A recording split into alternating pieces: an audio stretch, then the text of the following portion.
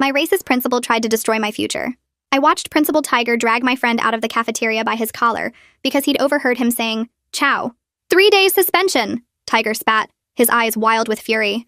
You see, Tiger demanded every student speak only English on school property because according to him, foreign languages were a cancer that would destroy America's future. By 16, he'd turned our school into a surveillance state where one word in another language meant your life was over. The rule started my freshman year after some Korean kids supposedly cheated on a test by discussing answers in their language. Tiger held an assembly where he screamed for 40 minutes about how America was built by Americans using English, and anyone who couldn't respect that should leave. Teachers soon became language police, patrolling hallways with notebooks, marking down anyone whose lips moved wrong. Even whispering to yourself in the bathroom got reported because Tiger paid students $50 for turning in language violators.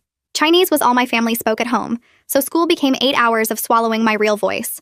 Mom worked as a prison guard where she couldn't answer calls, which made me Grandma's emergency contact. Grandma had heart problems and only spoke Chinese, but calling me during school meant risking everything.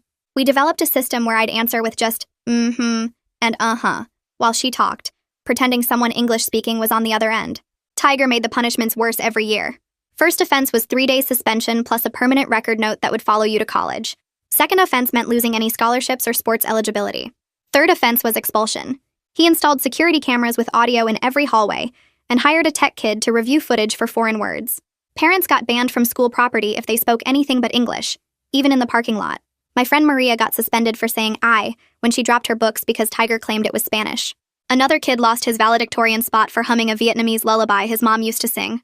The Haitian kids stopped bringing lunch from home because the smell of their food made teachers suspicious they were speaking Creole in secret.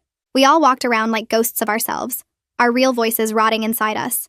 I lasted 3 years without a violation by being paranoid every second. When other kids tried to trick me into responding in Chinese as a joke, I'd pretend I didn't understand. When Grandma called during lunch, I'd hide in the janitor's closet whispering yes or no while she asked complex questions about her medications. Once she fell and called during chemistry, so I tapped out codes on the phone where 3 taps meant take your pills, and 5 meant call the neighbor. Then one day my phone vibrated nonstop during history class. My neighbor only had this number for emergencies with Grandma, and she'd called 38 times in 10 minutes. My hands shook as I slipped into the hallway and called back. My neighbor was screaming in Chinese that Grandma had collapsed and the paramedics couldn't understand which heart medication she took versus the one she was deathly allergic to. The medications had similar names, and my panicking neighbor kept mixing them up in broken English. I tried texting the names, but she couldn't read my screen to the paramedics while holding the phone. The paramedics were yelling for information in English.